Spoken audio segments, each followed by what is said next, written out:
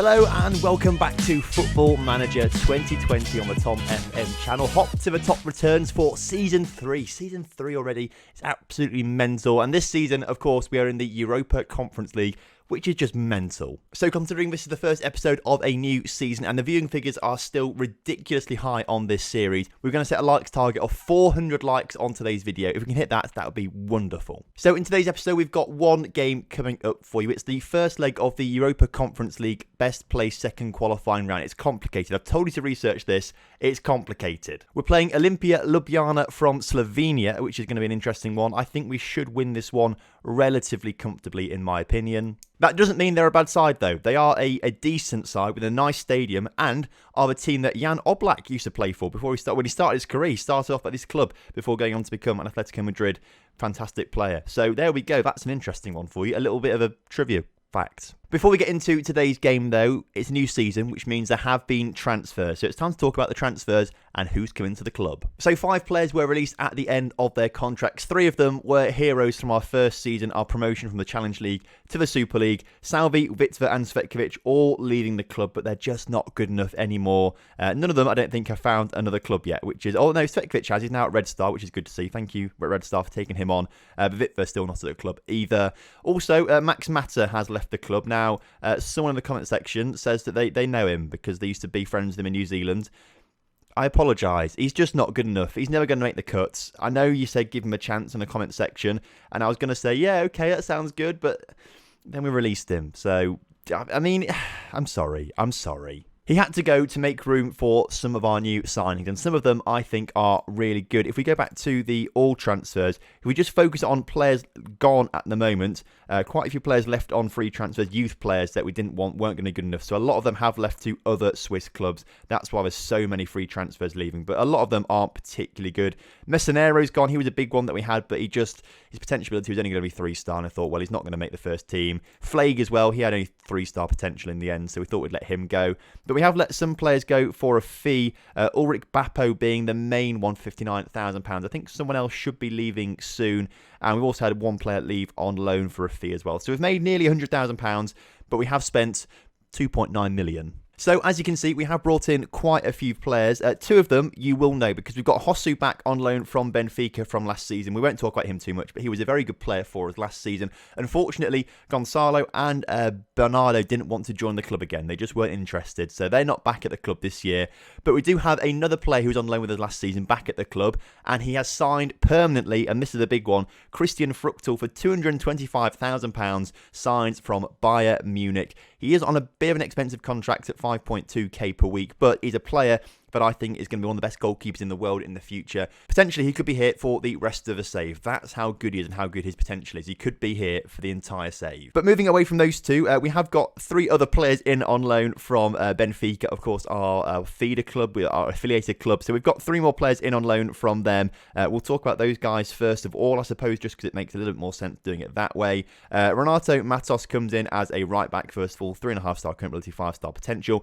We need to strengthen that back line because we need to become hard to beat, and this guy is going to help us out massively, especially he's very versatile, can be a wing back or a full back, so different sort of styles of play that he's very comfortable with, which is good. So welcome Renato Matos. We've also brought in Jeremy Saramento. He is a winger on that right hand side of the pitch, 4-star current ability and 5-star potential. Pusic just not quite up to it anymore, only 2.5-star current ability. If we want to stick with the winger formation, we had to get someone else better in, and this guy seemed to be like a pretty good deal for us coming in from Benfica. And then to strengthen up our midfield, the final lone player in from Benfica this sign is Matthias Palermo. He comes in from Benfica. I don't know how to say that again, but he's 3.5-star current ability and 5-star potential. He's going to come and play as a box-to-box midfielder mostly this season. You'll see in our tactics we've tweaked things a little bit, but he looks like he could be a decent player. Also Brazilian. We had to get a Brazilian at some point, so that's fantastic. 9 under 20 caps for Brazil as well, so got some good experience. The thing I don't understand though with all these Benfica players, their value is all really, really low. Like that's 20k, but if we actually want to sign them permanently, they're suggesting that it's going to be between 2.2 and 4.7 million. And that seems to be the case with a lot of Benfica players. I don't quite know why their values are so low. It doesn't really matter though, because he's here on loan. He's going to be a good player for us, so look forward to seeing Palermo come through this season. Now, on to more permanent signings. We'll start off on the cheaper end then. We'll start off with the lowest ones up to the biggest ones. So the first one is El Hadj Colli. He is a striker from Lyon for 150k. 4-star potential, 2.5-star current ability. We brought in a better striker. He's coming in as sort of the backup striker this season because we're a bit light on top, but we needed to make some permanent signings rather than rely on loan signings. And he was on the transfer list. We thought we'd go for him. Of course, if things don't work out, we can sell him in the future or get him out on loan somewhere. He's on a relatively cheap deal as well. Cheap transfer as well in comparatively terms to other players we could have got. So I think with a bit of nurturing, he could be a pretty decent player for us and a good sort of second choice striker. So look forward to seeing him. As I said, came in from Lyon where he's been there his entire career, but has been on loan at other clubs and scored 11 goals last season in the French National League, which I think, is that the third tier? I think it's the third tier of French football, so probably not quite ready for the Super League, but he's a great player and I think he's going to be really good for us. The next most expensive player was E01. He comes in from Nantes and he is also a striker, but going to be our first choice striker this season with 3.5-star current ability and 4.5-star potential. He comes in on a very good price, I think. Already got loads of value to his name, so a good season that could rocket up.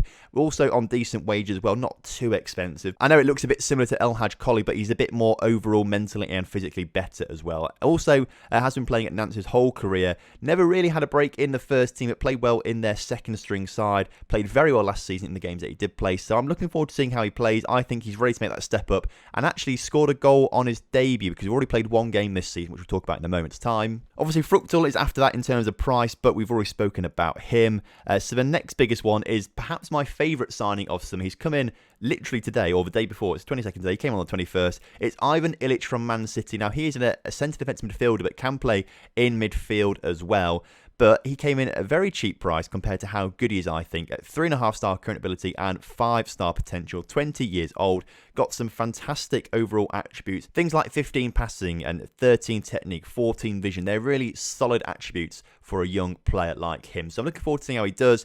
He has also been all over, to be fair, has been at Man City recently. They bought him for £2 million from Red Star and has played around different divisions, has played in the Dutch divisions recently and played very well for them for NAC Breda. Hopefully he does the same for us this season. Following on from Ilic, the next biggest one we brought in for 450k is this guy, Gillian Biancone. He is a right back. Now, we've already brought a right back in on loan. However, Gillian can also play centre back quite nicely as well, which I thought was quite interesting. He was a cheap deal as well, relatively on cheap wages. So I thought it was worth getting him in and seeing how he does for us. Again, he's a player potentially we could sell on in a few years' time when he gets better and better. But has been at Monaco recently, but has been out on loan the past 2 seasons. Not playing brilliantly, but overall, I think he's good enough to be a decent player for us. And finally, this is where the most of the money has gone. 1.6 million, which is a lot of money. I know it's a lot of money. It's spread out over a few years, though, so it's not all 1.6 million up front. But Augustinho Augier, I'm going to have to try and work out how to pronounce that surname because that's a bit difficult. But he is a centre-back with 4-star current ability and 5-star potential. He is far and away the best player to bring into the club. He's on £5,000 per week as well, so it is quite expensive. But at 21 years old, still got room to improve and is going to be a great player for us in the future. Hopefully, he's going to attract some interest from other clubs and he'll start to play well. Had been in the French top flight last season and didn't play very well. But the season before that, playing for River, played very well with a 7.23 average rating. Played very well in his first game for us. So I think he's going to be the heartbeat of our back line. So that then is the transfers that we've made. Quite a few of them, but I think we've made some decent additions to the squad. It's definitely stronger than last season, and we've got a lot of potential in that squad as well. So I'm quite excited to see how we do this season. The season preview puts us up to 5th this season. Obviously, we came 3rd, but we were predicted to come 8th last season. So up to 5th seems like a good little bit of a boost, and I'm quite happy with that. So we can build on that 3rd place finish from last season and finish in the top 5 once again. That would be fantastic. You can also see that Lausanne got promoted last season. They beat Criens to the Challenge League title. Unfortunately, Criens lost their relegation playoff, so no promotion for Criens. Lausanne, though, are promoted, which is a shame because I've got to try and say their name now again, and that's going to be difficult. Speaking of Lausanne, though, our first game of the season was against them, away from home, and we won 4-0, which was really, really good. A fantastic way to start the season off against the newly promoted side. Alex Smith, the young regen that we had, is looking incredible already. 17 years old, already 3-star current ability. We've got to put him into this first team. He's got to be in the first team this season. And he started that first game and scored the opening goal of the season for us. So that was really good.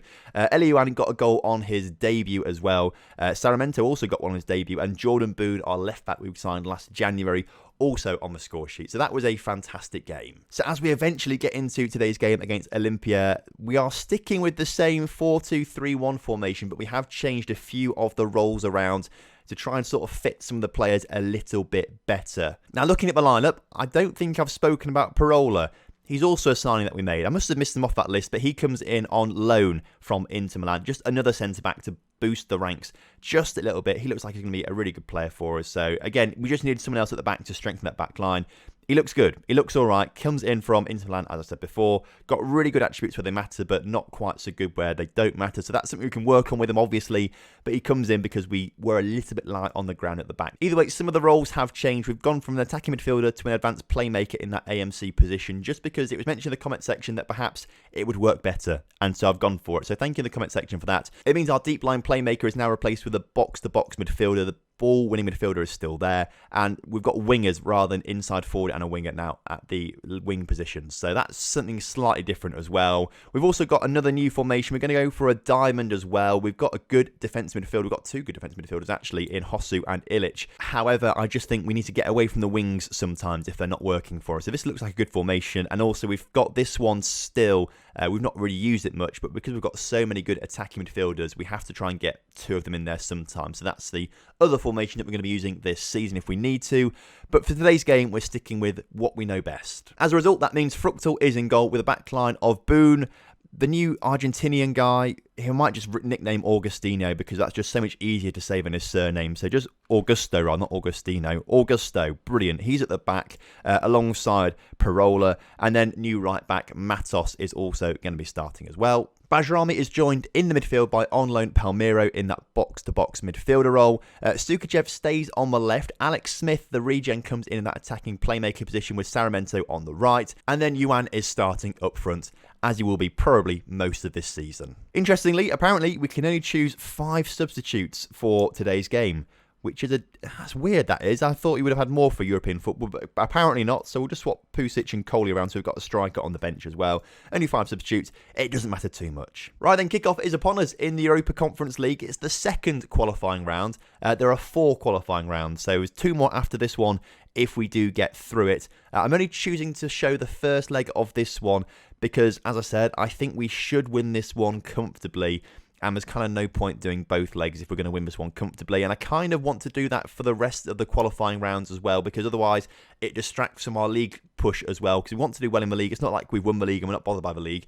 We want to do well in the league as well. So I think we'll probably do the second leg of all of the qualifying rounds and a league game as well in future episodes. As Yuan hits the post, he should have done better with that one, really. Should have curled it round a little bit. Really, a team of our calibre shouldn't have too much trouble against the qualifying round teams, I don't think, as we finally get the first goal of the game. Jeremy Saramento, getting himself on the score sheet. I was panicking then. Is it actually Saramento? But it looks like Saraminto. I mean, I'm just going to say Saramento because that just seems a bit easier to me.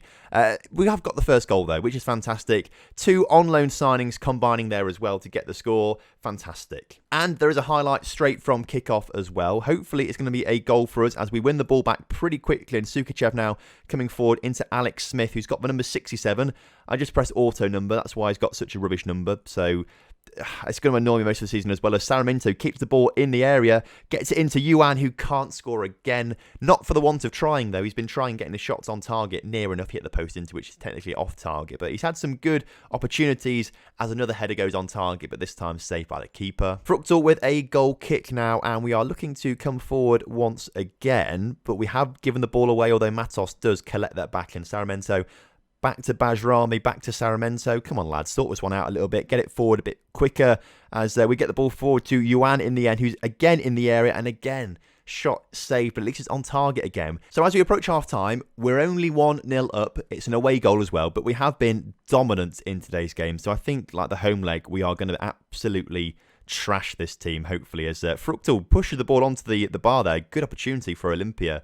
Half-time, though, I am happy with that. I suppose we should be in the lead a little bit more than we are, but I'm not too fussed. I think we are going to run away with it in the second leg. Corner for us then in the second half. Bajrami puts it in, but it's cleared only as far as Bajrami once again, though. Can he put another opportunity? He does, and Sukachev, the 6'5" winger, gets his head to it, but can't put it on target.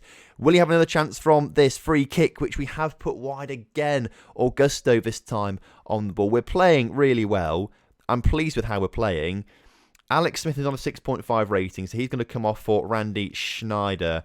And I also want to give a go to Ivan Ilic. He's going to come on, I think, for Bajrami. Let's see what he can do in that ball-winning midfielder position. It's not quite his favourite. In fact, it's his least favourite of all centre midfield positions. Can Palmeiro play in that position? We'll swap those two around, see what they can do. Although he's on a yellow card, so perhaps that's not the wisest thing to do. So let's just swap them back round. That's what we'll do. They're the two changes. If we can grab another goal or two before the end of the game, that'd be fantastic. Let's go up to attacking as well. Go on to push forward. We might grab a goal. Right. Matos with the throw-in into Saramento. Back to Matos into Sukachev. Putting it over again. I mean, our biggest issue last season was our lack of goals. And although we've only scored one here today, 24 shots on target is showing that we are moving in the right direction. We scored 4 last game against Lausanne as well, so that's also moving in the right direction to score more goals, which is good. Although Olympia haven't scored. I thought they were about to equalise in the last minute of the game. They haven't, and I think that is how it's going to finish. It's 1-0 in the end, but I think we should have enough about us to stomp them in our place. Interesting. Doesn't look like all teams have to play 2 legs. And again, this just feeds into the very confusing situation as what is the Europa Conference League and how does it work. It's really complicated because CSK Sofia are the team we will play in the next qualifying round because they've won, clearly. So if we win, we play against CSK Sofia. It would have been against Bolzers, and I would have liked it to be against Bolzers because they are, interestingly, a team from the Swiss regional divisions. They just happen to also be from Liechtenstein, but they're playing with Swiss leagues, like the does do. And they seem to win something last season in the Liechtenstein seasons. Like, there we go. They won something last season for Liechtenstein, which means they're in the Euro Cup too. Doesn't matter, though, because CSK Sofia beat them in one game, which is very... And they've got 2 legs, though. So why... This must be a bug, then. That was confusing, because these are greyed out teams. It means they've been knocked out, but clearly there's another leg going on. Anyway, the next leg against Olympia is not going to be on camera. Next time around, we're going to go forward probably a little bit, to be fair, because I want to play the 3rd qualifying round, 2nd leg.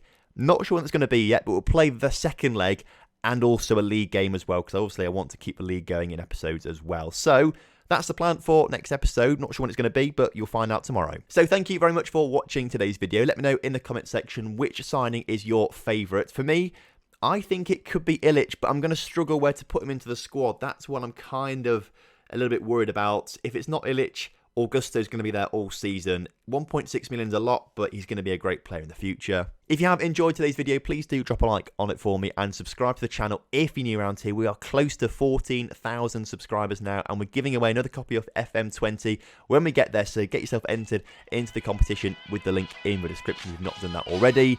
And I suppose I will see you tomorrow. So have a good evening, have a good one, goodbye.